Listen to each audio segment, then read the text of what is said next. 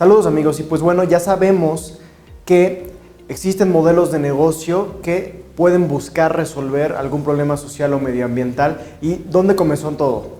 Principalmente la historia comienza con Muhammad Yunus, quien hoy es el Premio Nobel de la Paz, un Premio Nobel de la Paz, y él comenzó en Bangladesh siendo un académico que buscaba dar acceso al crédito o al financiamiento a personas de muy escasos recursos, personas sumamente pobres en una comunidad cercana donde él impartía clases. Y fue así que él empezó con su propio dinero intentando dar créditos a personas de muy escasos recursos que no tenían acceso a la banca y se lo pagaron. Volvió a hacer el intento, se lo volvieron a pagar y así fue que comenzó la historia del emprendimiento social con este experimento que después se convirtió en el Grameen Bank, que es un experimento global y básicamente es la gran referencia global que existe de las microfinanzas y van a saber mucho más de esto.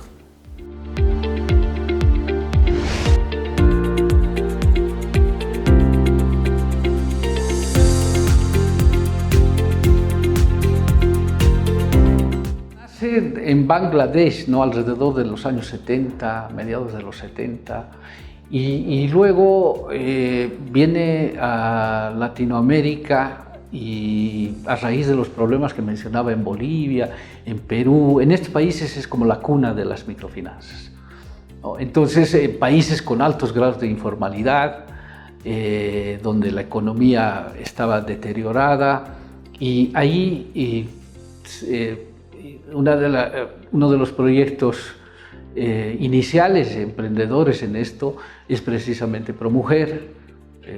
Sus fundadoras son dos mujeres valerosas, Carmen Velasco, boliviana, y Lynn Patterson, norteamericana, que se conocen en Bolivia y en el Alto empiezan a trabajar con capacitación en salud. Ellas empiezan a trabajar con mujeres en el Alto y las empezaban a capacitar en salud reproductiva, ellas eran capacitadoras, entonces empezaron como un proyecto para trabajar a educar mujeres. Pero todas eran microempresarias, todas eran emprendedoras, eran del sector informal urbano en el Alto y necesitaban capital y les pidieron, necesitamos lana, como se dice en México. Y es así que ellas se fueron a Bangladesh, vieron el modelo de banca comunal y lo hicieron a la boliviana y empezaron a prestar crédito en banca comunal.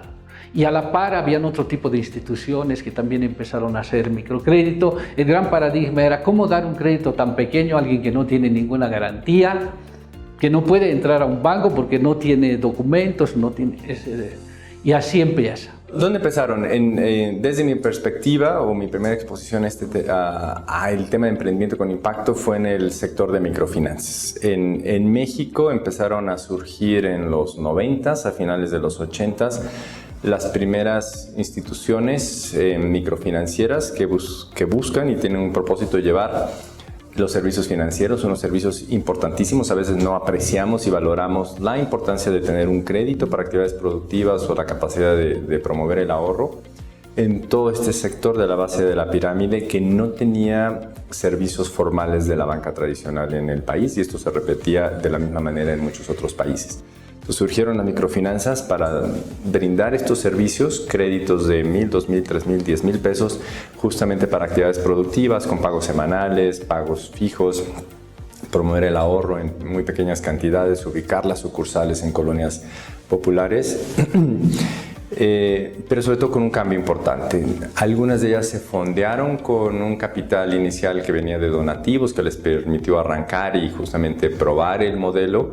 Pero el modelo tenía una variante que era muy distinto de todo lo que habíamos visto antes de los proyectos de impacto social. No era un donativo que se iba a entregar, que se iba a regalar, era para iniciar un negocio porque los créditos tenían una tasa activa que el cliente ya no era un beneficiario, el cliente tenía que repagar y eso permitía la generación de ingresos para la microfinanciera y eventualmente si llegaba a una escala importante de clientes podía ser autosuficiente.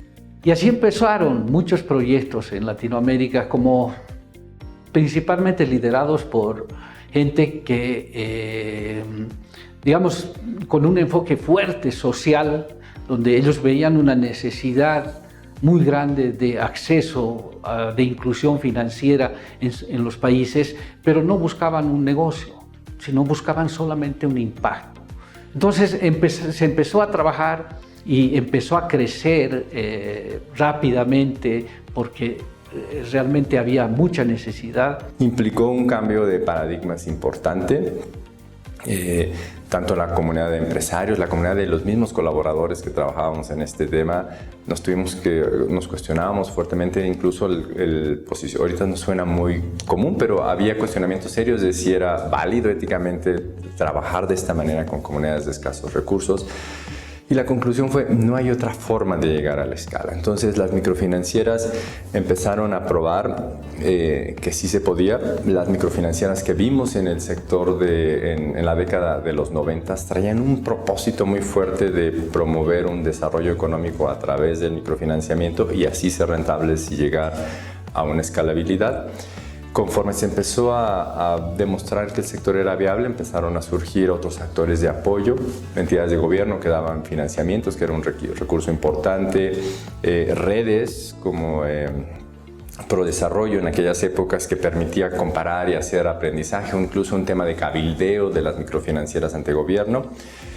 Y empezó a madurar y demostrarse que el sector podía crecer. Ahí empieza el regulador, los reguladores de los países a ver que se está convirtiendo eso en una actividad financiera muy grande y empieza a regularse.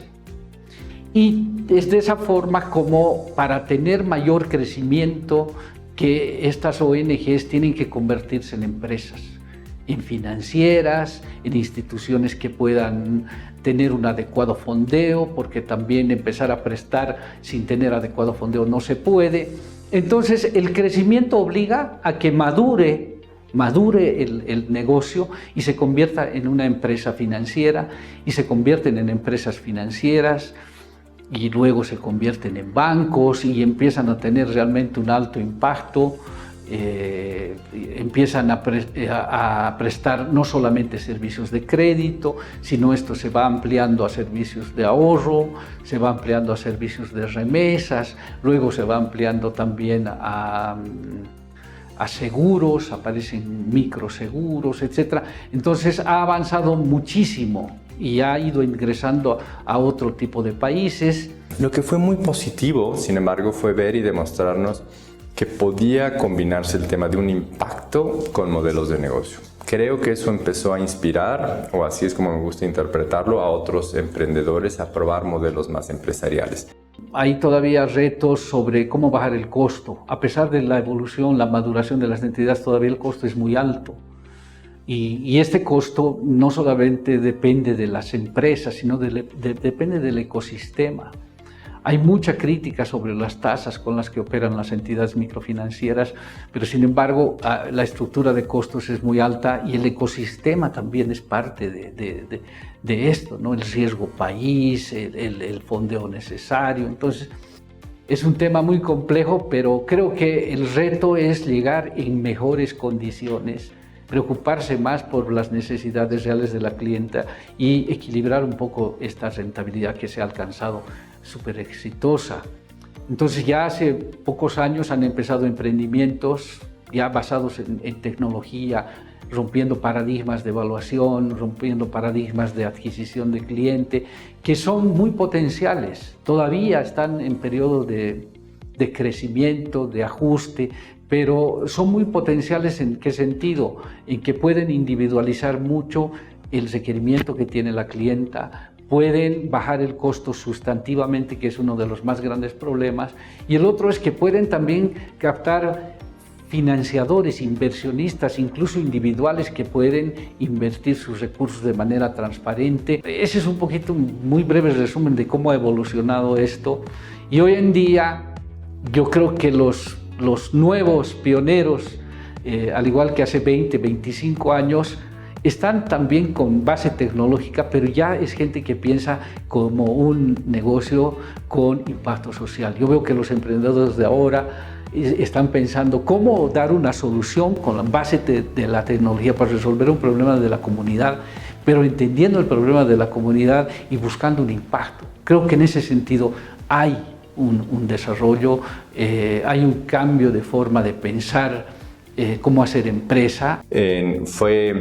A mí me tocó empezar a conocer los primeros modelos aquí en México en la década de los 2000, justamente estando en Ashoka, donde buscábamos y conectábamos con muchos emprendedores que empezaron a surgir modelos más empresariales, propósito de impacto social. Y vimos cómo pasamos de un sector de microfinanzas a otros sectores que no habíamos visto, como salud, como la construcción de vivienda para gentes de escasos recursos, como servicios de salud, de educación, y cada vez más sectores, incluso con variantes interesantes entre ellos, y empezamos a ver toda una generación más numerosa de emprendedores con un propósito de desarrollar un impacto, pero que usan sus modelos de negocio. Y hoy por hoy estamos en esa etapa. Cada año encontramos emprendedores que están en sectores nuevos que antes no conocíamos que podrían ser abordados con modelos de negocio, y como que esa frontera de hasta dónde va a llegar los temas que puede abarcar los negocios con impacto, cada año nos van demostrando los emprendedores que se va ampliando un poco más.